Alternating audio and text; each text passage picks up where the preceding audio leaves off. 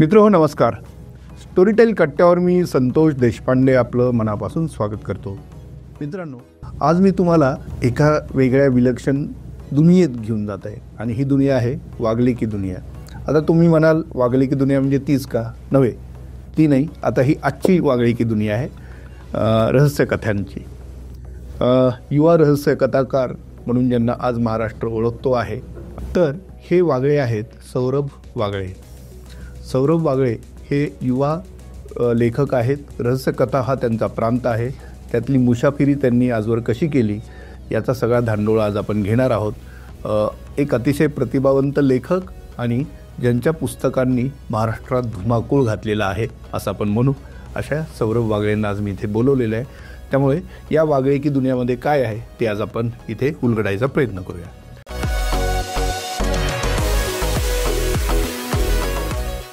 सौरभ, कट्ट्यावर खूप खूप स्वागत. नमस्कार, धन्यवाद. मला बोलवल्याबद्दल संतोषजी तुमचं आणि स्टोरीटेल कट्ट्या यांचं मनपूर्वक आभार मानतो मी. सौरभ हे खरं तर अलीकडच्या काळात लोकप्रिय होत असलेलं नाव आहे. कदाचित 1 वर्षांनी 2 वर्षांनी पुन्हा जेव्हा आपण भेटूया तेव्हा हे नाव घरोघरी आणखी पोचलेलं असणार याची मला खात्री आहे. याचं कारण असं की 2020 नंतर जे तरुण लेखक महाराष्ट्राला मिळालेले आहेत त्यातलं एक आघाडीचं नाव म्हणजे सौरभ आहे. आणि त्यांची खासियत म्हणजे त्यांची रहस्यकथा. त्यांनी एक स्वतःचं कॅरेक्टर त्यामध्ये डेव्हलप केलेलं आहे, अल्फा. आणि हे अल्फा हे डिटेक्टिव्ह कॅरेक्टर जे आहे ते सध्या अनेक केसेस सॉल्व करत आहे आणि त्या प्रत्येक केसचं एक पुस्तक, केस स्टडी म्हणून आपण त्याला ते येतं आणि त्याला रसिकांची भरभरून दाद मिळते आहे. मग हे सगळं सौरभचं जे रहस्यकथांचं विश्व काय आहे ते आज आपण इथे जाणून घेऊया. सौरभ, सगळ्यात आधी एक स्वतः तू इंजिनियर आहे आणि IITN देखील आहे. मात्र लेखन या प्रांताकडे तुला का यावंसं वाटलं? खरं सांगायचं झालं तर लेखन हा माझा प्रांत आहे असं म्हणेन. मी इंजिनिअरिंगकडे कसं वळलो हा प्रश्न जास्त योग्य ठरला असता. पण हां, म्हणजे सांगायचं झालं तर मी इंजिनिअरिंगचं शिक्षण घेतलं सांगलीमधून, IIT मुंबईमधून पोस्ट ग्रॅज्युएशन केलं. पण मी त्याच्याही खूप आधी लिखाण करायचो. म्हणजे शाळेत असताना मला वाचनाची प्रचंड आवड होती. माझ्या घरी माझ्या वडिलांना बरीच पुस्तकं वाचायला आवडायची आणि ती असायची आमच्या घरामध्ये आणि ती मी वाचायचो आणि रिपीट वाचायचो. कारण त्यावेळी आमची परिस्थिती बेताची होती. सो TV वगैरे असं काही नव्हता. त्यामुळे पुस्तकं वाचायचा छंद लागला, लिहायचा छंद लागला त्याच्यामधून. आणि मग लिहिता लिहिता मला कळलं की मला जे लिहिता येतं ते वाचकांना आवडतं. म्हणजे वेगवेगळ्या प्लॅटफॉर्ममध्ये गेलं, ते नाटकं असोत किंवा दिवाळी अंक असोत, आणि ते वाचकांना आवडते हे मला जाणवलं. त्यामुळं मी मग हळूहळू त्याच्याकडे थोडा फोकस शिफ्ट करायला सुरुवात केली. आणि हे करता करता, म्हणजे शिक्षण म्हणा किंवा नोकरी आहे म्हणा, हे करता करता मी जितका स्पेअर टाईम मिळतो त्याच्यामध्ये लिहित गेलो. आणि तो तसा रिस्पॉन्स जसा मिळत गेला तसा तो ग्राफ वरती चढत गेला. पण हे म्हणजे टेक्निकल एज्युकेशन आणि हे वाचन लेखन म्हणजे खरं तर हे 2 अतिशय भिन्न दिशा आहेत. खूप ॲक्च्युली म्हणजे टेक्निकल एज्युकेशन मध्ये मी इतके पुढं का जाऊ शकलो, कारण मला गणित फार माझा जिव्हाळ्याचा विषय आहे. मला गणित पहिल्यापासून आवडायचं, शाळेत असल्यापासून. आणि तेवढाच मी जितका हिरिरीनं वाचायचो तितका हिरिरीनं अभ्याससुद्धा करायचो, कारण मला ते आवडायचं. आणि त्याच्यामुळे मी IIT पर्यंत जाऊ शकलो. पण हे 2 एकत्र सांधून ठेवणं हे फार म्हणजे कष्टाचं काम होतं म्हणेन. तुम्ही जसं म्हटला की 2 वेगवेगळ्या एकदम डायरेक्शन्स आहेत हे. पण कसं आहे, तुमचा अभ्यास किंवा तुमचा जॉब करताना काहीतरी विरंगुळा लागतो तुम्हाला. मग काहींसाठी तो क्रिकेट खेळणे असतो, काहींना ट्रेकिंग करणे असतो. तसा माझा विरंगुळा लेखन वाचन. अच्छा, मला असं वाटलं की लेखन वाचन करताना तो विरंगुळा म्हणून तेही म्हणू शकता, अभ्यास तेही म्हणू शकता. पण आजच्या कॉम्पिटिटिव्ह जगात असं म्हणजे मी फुल टाईम लेखन करून थोडंसं अभ्यासाला वेळ देणं हे करू शकत नव्हतो. त्यामुळे मला फुल अभ्यासावरती फोकस द्यावा लागला. पण मी तितकंच ते लेखन जपलं माझा अभ्यास करता करता, जॉब करता करता. पहिलं लेखन कधी केलेलं होतं आयुष्यातलं? मी माझं पहिलं लेखन तर मी शाळेत असताना केलं होतं. त्यावेळी मी काही मला हॅरी पॉटर प्रचंड आवडायचा. म्हणजे काही वाचण्याच्या आधी मी हॅरी पॉटर वाचला होता, म्हणजे मूवीज बघितले होते, मग पुस्तक वाचलं होतं आणि त्याला अनुसरून मी काही फॅन्टसी कथा लिहिता येते का पाहिलं होतं, म्हणजे प्रयत्न केला होता शाळेत असताना. पण त्याच्यानंतर मग कॉलेजमध्ये म्हटलं तसं नाटकं आली, दिवाळी अंक आले आणि मग अल्फा आला. म्हणजे जसं ई साहित्य ही वेबसाईट आता बऱ्याच जणांना माहिती आहे, त्याच्यावरती PDFs डिस्ट्रीब्यूट होतात, नवीन लेखक लिहितात. तर तिथं पहिल्यांदा लिहिलं मी आणि ते प्रकाशित झालं. तर हा लेखन प्रवास शाळेपासूनच आहे, पण मी त्याच्याकडे मुख्य म्हणजे डेडिकेटेडली वळलो तो कॉलेजनंतर, असं म्हणू शकतो आपण. मगाशी तू उल्लेख केला तो असा की खरं तर ह्या दोन्ही गोष्टी सांभाळणं हे कष्टाचं काम आहे वगैरे, तर ते कष्ट कसे केले तू? म्हणजे मला हा बरेच लोक प्रश्न विचारतात की तुम्ही कसं काय लिहिता, म्हणजे इतक्या मोठ्या कादंबऱ्या, स्पेशली रहस्य कथांमध्ये बरेच लिंक्स तुम्हाला जुळवावे लागतात. म्हणजे तुम्ही पहिल्या 10 पानात काय लिहिलंय हे तुम्हाला शेवट 200व्या पानावरती त्याची लिंक लावावी लागते. तर हे कसे कनेक्ट करता हे मला बरेच जण विचारत असतात. पण माझं असं आहे की मी मोबाईलवरती टाईप करतो. वर्ड फाईल आहे, म्हणजे वर्डचं ॲप आहे, मराठी टायपिंग आहे. सो मी जाता येता टाईप करत असतो, म्हणजे जेव्हा केव्हा मला फ्री टाईम मिळेल. माझ्या ऑफिसमध्ये जाताना स्वतंत्र असं लिहायला बसण्याची गरज नाही. हा, कधीच गरज पडली नाही. त्याच्यामुळे मी दोन्ही गोष्टी सांगू शकतो. एन्व्हायरमेंट एकदम चेंज झाल्यासारखं वाटत नाही वाटत. मी बसमध्ये बसताना लिहितो, काहीतरी चहा पिताना लिहितो, कधीही लिहित असतो मी. त्याच्यामुळे मला असं ते स्ट्रेस येत नाही की अरे बापरे आता मला आज 1 तास बसून लिहायचं आहे. म्हणजे आता डाऊटच आहे, म्हणजे उद्या तू ऑफिसमध्ये बसून काम करतोय का लिहितोय हे बॉसला कळणार नाही, आणि घरी बसून ऑफिसचं काम करतोय का लिहितोय हे घरच्यांना कळणार नाही. खरंय खरंय. आणि हे सिक्रेट सांगायला पण नाही पाहिजे, आपण इथंच ठेवूया ते. बरं, डिटेक्टिव्ह अल्फा त्याचा जन्म कधी आणि कसा झाला? डिटेक्टिव्ह अल्फाचा जन्म माझ्या म्हणजे जन्म झाला तो शेरलॉक होम्स जेव्हापासून मी वाचायला सुरुवात केला त्याच्यानंतर म्हणता येईल. म्हणजे ते माझं प्रेरणास्थान होतं. मी शाळेत असताना शेरलॉक होम्सची बरीच पुस्तकं वाचली, म्हणजे जवळपास सगळी वाचली. आणि त्याच्यानंतर मला असं रहस्यकथा लिहिण्याची अशी अंगात ती खुमखुमी म्हणतात ना, ती डेव्हलप होत होती. तर मी इंजिनिअरिंगच्या फर्स्ट इयरमध्ये बीटेकमध्ये असताना पहिल्यांदा अल्फा लिहिला. म्हणजे ती ताव मिळायचे नाहीत का आपले 8 आणि 1 रुपयाचे, त्याचे गठ्ठे आणून मी त्याच्यावर लिहिला. म्हणजे पहिली जी कथा आहे ती लिहिली होती, पण तो फार रॉ फॉर्ममध्ये होता आणि मला शेरलॉक होम्सवरून इन्स्पायर्ड होऊन काहीतरी लिहायचं होतं, म्हणून मी तो लिहिला होता. तर तो म्हणू शकतो आपण 2012-13 मध्ये पहिल्यांदा अल्फाचा जन्म झाला माझ्या डोक्यातून आणि तो उतरला माझ्या लेखणीतून, असं म्हणू शकतो. पण रहस्य कथाच का? तुला लिहायचं वाटत होतं वगैरे सगळ्या गोष्टी बरोबर आहे, फक्त आपण वाचलेल्या पुस्तकांचा प्रभाव म्हणून ते होतं का आतलं काही इन्स्टिंक्ट देखील होतं? मला वाटतं वाचलेल्या पुस्तकांचा प्रभाव जास्त होता, कारण मी लहानपणापासून त्या जोनरचं खूप वाचन केलं. म्हणजे याचं सुरुवात अरेबियन नाईट्स, मी अगदी लहानपणापासून मला जेव्हा आठवतं सगळ्यात पहिल्यांदा मी अरेबियन नाईट्स वाचल्या होत्या. म्हणजे फॅन्टसी किंवा साहस एका प्रकारचं, अद्भुत कथा. त्याच्यानंतर हॅरी पॉटर जसं म्हटलं मी, तर ते मी माझं वाचन त्या जॉनरमध्ये होत गेलं. आणि याच्यात सगळ्यात मला शेरलॉक होम्स फार भावला आणि त्या वाचनाचा एक साचा माझ्या डोक्यात तयार झाला. मी दुसरं काही वाचलं असतं तर कदाचित मी दुसऱ्या जॉनरमध्ये लिहित असतो, पण माझं वाचन मेजॉरिटी माझ्या त्या वयामध्ये, शालेय वयामध्ये, त्यामध्ये वाचन माझं जास्त झालं. म्हणून मी लिहिताना सुद्धा माझा कल साहजिकपणे तिकडे वळला. पण हे ज्या इन्स्पिरेशन्स होत्या, ह्या ज्या प्रेरणा होत्या, त्या ॲक्च्युली इंग्लिश लेखकांच्या आहेत. बरोबर आहे? बरोबर. तू लिहितोय, तुझं मराठी लेखन आहे. बरोबर आहे. मग इकडनं इकडे ती प्रेरणा घेऊन येत असताना काय आव्हानं होती आणि त्यांना तू कसं सामोरं गेलास? आव्हानं तशी बरीच होती. एकतर मराठी साहित्यामध्ये अशा कथा, म्हणजे रहस्य कथा, कादंबऱ्या लिहिण्याचं प्रमाण फार कमी झालं अलीकडच्या वर्षांमध्ये. इंग्लिशमध्ये अजूनही पहिली म्हणजे 1900-1800 सालापासून लिहित आलेले आहेत. म्हणजे शेरलॉक होम्सच्या पण 1890 सालच्या कथा आहेत. मराठीमध्ये काही वर्षांपूर्वी सुहास शिरोळकर होते, नारायण धारप होते किंवा बाबुराव अर्नाळकर होते, पण अलीकडे त्याच्यानंतर कोणी लिहिलं नाही या जॉनरमध्ये. त्याच्यामुळं ती एन्झायटी होती की आपण जरी लिहिलं मराठीमध्ये तरी वाचणारे कोण असतील की नाही.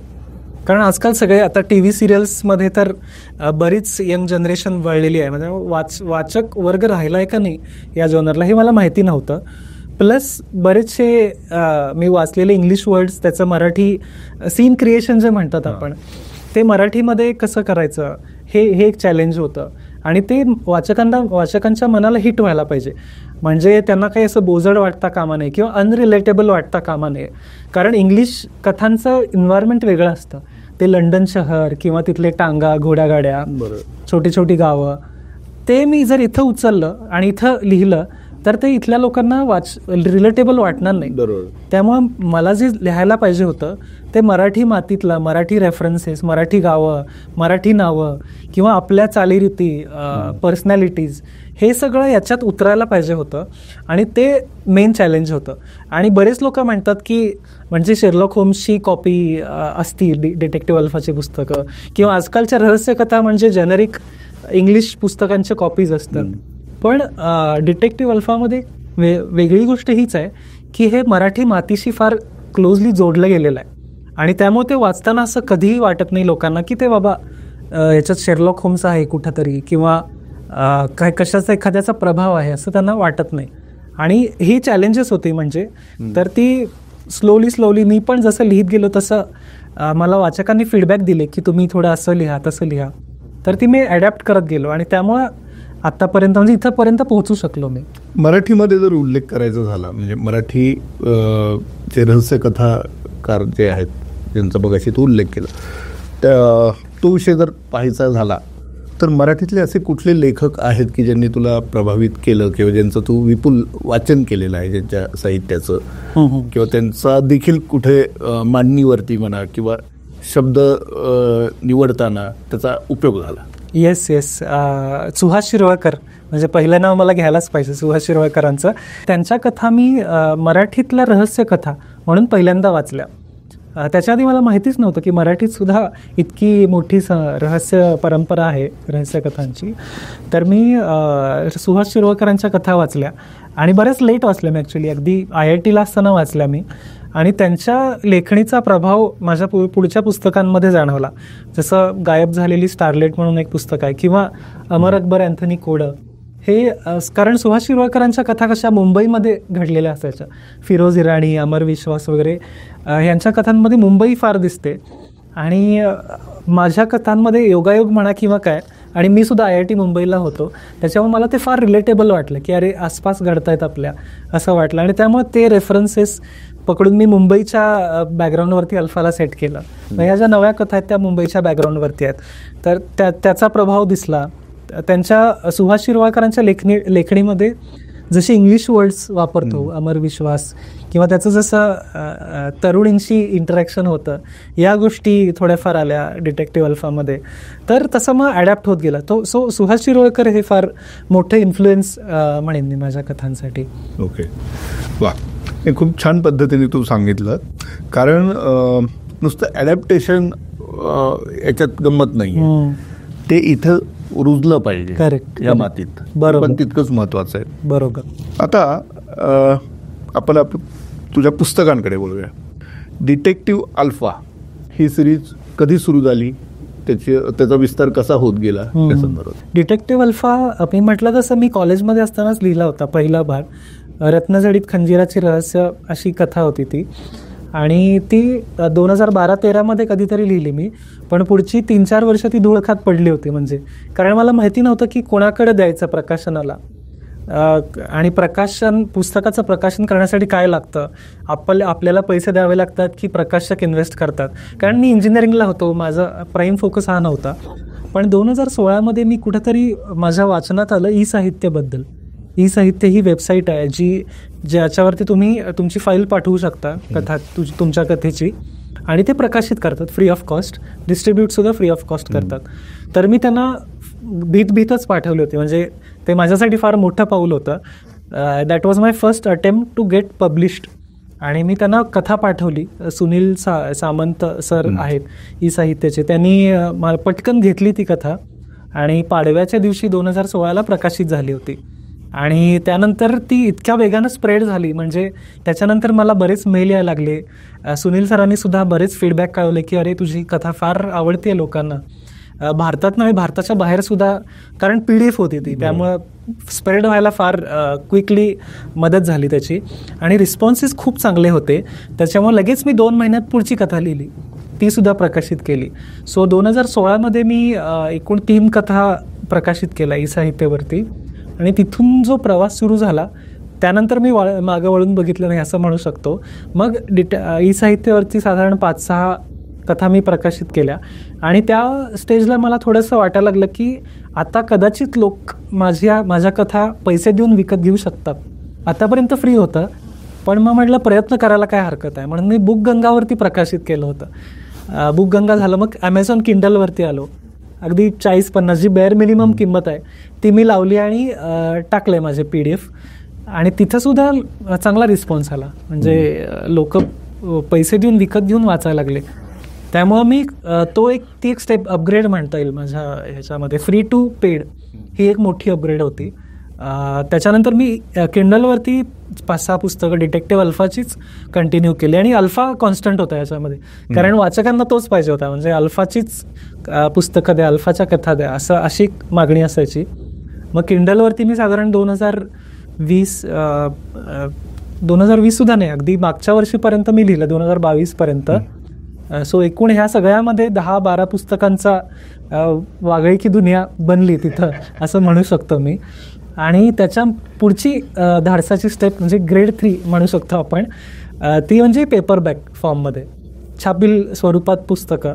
तिथंसुद्धा मला एन्झायटी होती की माहिती नाही, आता आजकाल बरेच लोक डिजिटल मीडिया वेबसिरीजकडे वळलेले आहेत, त्यामुळे किती रिस्पॉन्स असतो पुस्तकांना, प्रकाशक घेतील का नाही की स्पेक्युलेशन न पाहतील. आणि मराठी साहित्यामध्ये रहस्यकथा तसा इग्नोर्ड भाग आहे, म्हणजे फार म्हणजे क्रिटिक्स वगैरे त्याला फार व्हॅल्यू देत नाही तितकी, त्यामुळे मी फार साशंक होतो. पण 2024 मी दिलीपराज प्रकाशनाला अप्रोच केलं आणि ऑलरेडी म्हणजे किंडलची जी होती तीच त्यांना दाखवली की अरे इथं किंडलवरती चांगला रिस्पॉन्स आहे, पण तुम्ही ट्राय करायला तयार आहात का. तर मधुर बर्वे आणि मोहित बर्वे जे आहेत दिलीपराज प्रकाशनाचे डायरेक्टर्स, त्यांनी पटकन त्यांनाही आवडल्या, त्यांनी वाचल्या, त्यांना आवडल्या. मे 2024 3 पुस्तकं प्रकाशित झाली डिटेक्टिव्ह अल्फाची छापील स्वरूपात पहिल्यांदा. आणि लगेच त्याला आम्ही साशंक होतो खरं तर की ही ऑलरेडी किंडलवरती आहेत, तर छापील स्वरूपात कोण वाचणार, कारण लोक लगेच जाऊन किंडल ॲपवरती वाचू शकतात. पण सरप्रायझिंगली खूप चांगला रिस्पॉन्स आला, म्हणजे आम्हाला एक्सपेक्टेड नव्हतं. पण त्या अगदी 6 महिन्यात पहिली प्रत 3ही पुस्तकांची जवळपास संपली होती. त्यामुळं मधुर मला म्हणाले की पुणे पुस्तक महोत्सव आहे डिसेंबरमध्ये, त्याच्या आधी आपल्याला अजून 3 करायचे आहेत, तू काही कर पण मला 3 पुस्तकं दे. मग फॉर्च्युनेटली माझी एक होतं रेडी, एक अर्धं होतं. मी पुढच्या 2-3 महिन्यात अजून 2 लिहिली पुस्तकं आणि ही नवीन 3 आता डिसेंबरमध्ये प्रकाशित झाली. सो असा तो कर्व आहे अल्फाचा, 2016 सुरू झाला म्हणता येईल. आता 10 वर्ष होतील पुढच्या वेळी, पण 3 जे मोठे टप्पे गाठले मी, त्याच्याबद्दल मला फार छान वाटतं की आपण इतकं केलं, त्याचं ॲप्रिसिएशन आणि वाचकांना आवडतं सगळ्यात. पण अल्फाची कामगिरी सुधारत गेली ॲज अ डिटेक्टिव्ह. हो अगदी डिटेक्टिव्ह म्हणून. येस अल्फा, आणि ती कॉम्प्लेक्स गोष्टी त्यात येत गेल्या. हो अगदी. कारण मला वाचक सांगायचे की तुम्ही अजून कॉम्प्लेक्स लिहू शकता, अजून डेप्थ प्लॉटमध्ये आणू शकता, त्याच्यामुळे मी तेही करत गेलो. आता खरं तर हा प्रश्न विचारू नये कुणा लेखकाला की तुमचं कुठलं पुस्तक जास्त तुम्हाला आवडतं, पण तरी जर मोस्ट चॅलेंजिंग आणि समाधान देणारं असं कुठलं असं जर विचारलं, तर ही जी सगळी आपल्यासमोर वागली की दुनिया आहे त्यातलं तुझं कुठलं आवडतं, आवडतं का अगदीच समाधान देणार? फार अवघड प्रश्न विचारला खरं तर. माझ्यासाठी चॅलेंजिंग ह्यातलं मध्यरात्रीचे संगीत हे लेटेस्ट ॲक्च्युली, हे सगळ्यात चॅलेंजिंग होतं माझ्यासाठी लिहिण्याच्या दृष्टीनं. बरेच कॅरेक्टर्स इन्व्हॉल्ड आहेत, त्याच्यामध्ये एक मर्डर होतो, बेसिकली मर्डर मिस्ट्री आहे. तर बरेच कॅरेक्टर्स आहेत, त्यांचे मोटिव्ज असतील, त्यांचे खून घडल्याच्या ठिकाण वेळी कुठल्या कोणाकोणाचे काय मोटिव्ज होते, कोणाच्या काय पोझिशन्स होत्या, हे याच्यामध्ये मला रचायला फार कष्ट लागले, त्याच्यामुळे हे मला आवडतंही म्हणता येईल, कारण मी ते जमवू शकलो शेवटी. आणि दुसरं म्हणजे अमर अकबर अँथनी म्हणून एक आहे, हे पण ही फास्ट पेस्ड मिस्ट्री आहे म्हणता येईल. हे सरप्रायझिंगली वाचकांकडून मला फार ह्याचे रिस्पॉन्सेस आले नाहीत, पण मला पर्सनल हे फार आवडतं, कारण ह्याच्यामध्ये मी फॉरेन्सिक्सचा फार यूज केलेला आहे. शास्त्रशुद्ध टेक्निक्स ज्या असतात क्रिमिनल इन्व्हेस्टिगेशनच्या त्या, आणि प्लस एक fast place mystery serial killer based हे पुस्तक आहे. तर हे दोन माझे तसे खास आहेत. आता ह्याच्यामध्ये एक विशेष अभ्यास लागतो, म्हणजे विशेषतः आता डिटेक्टिव्ह अल्फा त्याचं बॅकग्राऊंड फॉरेन्सिकचं आहे. सो तुला तुझ्या नॉलेजमध्ये काय काय गोष्टी ॲड कराव्या लागल्या अल्फाला फुलवताना किंवा आणखी त्याला पुढे चालना देण्यासाठी? स्वतःचा एक लेखक म्हणून एक अभ्यास वाढवत न्यावा लागला का? हो, अगदी. आणि तो काय? अगदी, कारण जर तुम्हाला फॉरेन्सिक्समध्ये लिहायचं असेल, थोडी तुम्ही क्रिएटिव्ह लिबर्टी घेऊ शकता, पण डोबळमानानं तुमचं जे रेफरन्सेस आहेत ते बरोबर असायला पाहिजेत. फिंगरप्रिंट्स कसे घेतात, ब्लड सॅम्पल कसे घेतात, किंवा डेड बॉडीवरती काय काय. हा प्रश्न यासाठी विचारला कारण ज्यांच्यापासून प्रेरणा घेऊन तू लिहिता झालास तो काळ वेगळा होता. बरोबर, अगदी बरोबर, अगदी बरोबर. आणि आता जेव्हा तू प्रत्यक्षात लिहितोय आणि ज्या काळात हे कॅरेक्टर जगताय तो काळ जर आधुनिक असेल तर टेक्नॉलॉजी आता खूप डेव्हलप झालेली आहे. बरोबर बरोबर. म्हणून या गोष्टी सगळ्या त्याचा ताळमेळ कसा बरोबर साधला जातोय? ॲक्च्युली ना एक सिरियल होती CSI म्हणून, क्राईम सीन इन्व्हेस्टिगेशन की असं काहीतरी, मला आठवत नाही आता, अमेझॉनवरती होती ती. त्याच्यामध्ये फॉरेन्सिकचा वापर करून सोडवलेल्या केसेस ते दाखवायचे, म्हणजे स्पेशली फॉरेन्सिक्सला डेडिकेटेड होती ती. तर फॉरेन्सिक्समध्ये काय काय वापरतात एखाद्या गुन्ह्याचं अन्वेषण करताना, म्हणजे अगदी बॉडीच्या नखात अडकलेले केस असतील, किंवा ज्या हल्लेखोरावरती त्यांची झटापट झाली त्याच्या शर्टावरचे धागे नखात अडकलेले, म्हणजे इतक्या बारीक गोष्टी असतात. फुटप्रिंट्स वगैरे तर ते त्या काळातही होतं, पण सलाइवा सॅम्पल मॅचिंग असतं, हेअर सॅम्पल्स मॅच करू शकतो आपण, ब्लड सॅम्पल मॅच करू शकतो. तर ह्या सगळ्या गोष्टी मला त्या सिरियलमधनं कळाल्या. ती मी जी फॉरेन्सिक CSI जी सिरियल बघायचो, तर त्याच्यामधनं मला हे नॉलेज मिळालं, आणि हे मला अपग्रेड करावं लागलं. कारण मी 1890 सालात शेरलॉक होम्स जो लिहिला ते मी ह्याच्यात मी जसं म्हणालो की लोकांना रिलेटेबल वाटायला पाहिजे, नाहीतर लोक म्हणणार की कॉपी आहे. त्यामुळं आत्ताच्या घडीला कसं क्राईम इन्व्हेस्टिगेशन करतात हे मी थोडंसं उतरवण्याचा प्रयत्न केला, त्यामुळे ते थोडं रिअलिस्टिक पण बनलं. बरं, आता एखादी कविता लिहिली तर पटकन आपण कोणाला तरी दाखवतो, वा छान छान म्हणतो, की एखादी गोष्ट फार तर लिहिली तर दाखवतो. तू जेव्हा लिखाण करतो, पहिलं ड्राफ्ट बनतो, तेव्हा त्याचा पहिला वाचक कोण असतो? खरं सांगायचं झालं तर त्याचा पहिला आणि शेवटचा वाचक मीच असतो. कारण अनफॉर्च्युनेटली माझ्या बायकोला रहस्यकथा आवडत नाहीत. तिला तिला याचंच रहस्य असेल तू कसं काय लिहितोय म्हणून. हो, खरं आहे. इतका वेळ काय लिहित असतो आणि कसं लिहित असतो हे रहस्य आहे तिच्यासाठी, म्हणू शकतो मी. पण तिचा जॉनर वेगळा आहे थोडा. तिला रहस्यकथा तिला पाहायला आवडतील पण वाचायला नाही आवडत. त्याच्यामुळे असं कोणी माझे इव्हन फ्रेंड्स फॅमिलीमध्ये पण फार कमी लोक आहेत ज्यांना रहस्यकथा वाचायला आवडतात. त्याच्यामुळं मीच पहिला ड्राफ्ट झाला की मी as a third person's perspective म्हणतात ना, त्याच्याप्रमाणे मी वाचून बघतो आणि मग मीच त्याचं एडिटिंग करतो, मीच करतो. आता हे दिलीपराज मिळालेले आहेत मला, म्हणजे तेही वाचतात, त्यांचं वेगळं टाईप काय बरं ते प्रूफ रिडिंग असतं, पण याच्या आधी मीच करायचो सगळं. बरोबर. अरे अल्फा झाला, आता मग पुढे बीटा वगैरे, पुढं काय? मला हा सुद्धा प्रश्न खूप जण विचारतात की अल्फा सोडून काय किंवा अल्फाच्या पुढं काय.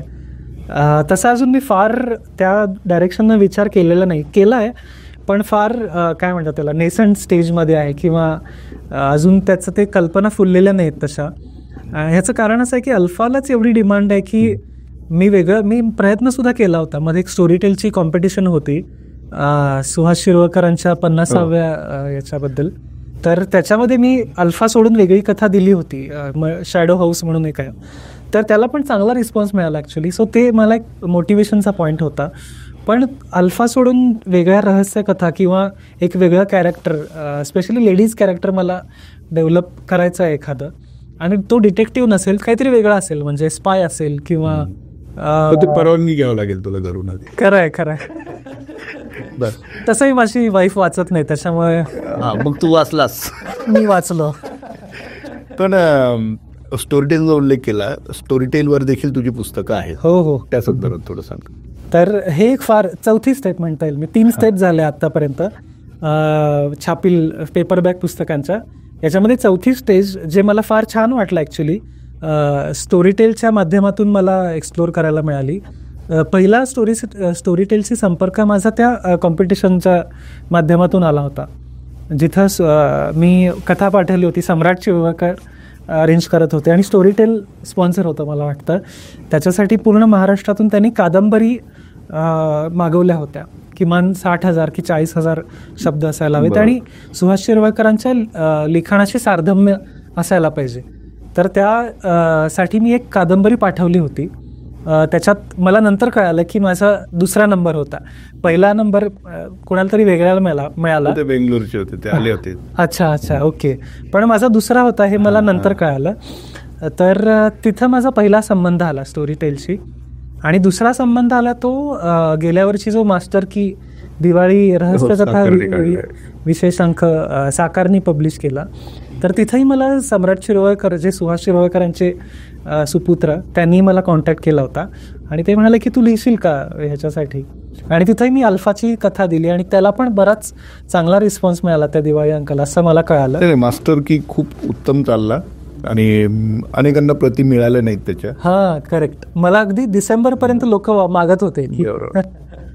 खूप छान तू आत्तापर्यंत या सगळ्या गोष्टी सांगितल्या. आता फक्त जाता जाता एक शेवटचा प्रश्न. एक लेखक म्हणून जसं आपलं लेखन फुलत जातं, एक पुस्तक येतात, त्याच्यात व्हरायटी येते वगैरे, हे सगळं होत असताना एक व्यक्ती म्हणून आपल्यात काय बदल घडतो असं तुला मागच्या 10 वर्षातला आत्तापर्यंत तुझा प्रवास बघून जाणवतं? मला एक फार लिहिताना किंवा या जर्नीमध्ये एक रिअलायझेशन झालं की लिहिताना आपण म्हणजे बरेच कॅरेक्टर्स आपल्या कथेमध्ये असतात. मग त्याच्यात विलन असतो किंवा हिरो असतो किंवा न्यूट्रल स्पेक्टॅक्टर असतो. ह्या सगळ्यांचे पॉईंट ऑफ व्ह्यू असतात. म्हणजे विलन का बनला याचं जस्टिफिकेशन तुम्हाला लिहावं लागतं. म्हणजे कारण शेवटी जेव्हा विलन पकडला जातो, तू हे का केलंस बाबा, असं प्रश्न येतो. मोटिव्ह असतं काहीतरी गुन्हा करण्याच्या मागं. तर त्याचा एक पर्स्पेक्टिव्ह असतो की ही कारणं होती माझी, त्याच्यामुळे मी हा गुन्हा केला. किंवा इतर कॅरेक्टर्स या कारणांमुळे आम्ही असे वागलो त्या प्रसंगांमध्ये. याच्यामध्ये ॲज अ लेखक तुम्हाला प्रत्येक व्यक्तीच्या ठिकाणी जाऊन विचार करावा लागतो आणि त्या सिच्युएशनमध्ये ती व्यक्ती कसं वागेल हे तुम्हाला विचार करायला लागतं आणि मग लिहावं लागतं. सो ते म्हणतात ना, you have to be in other shoes to experience that.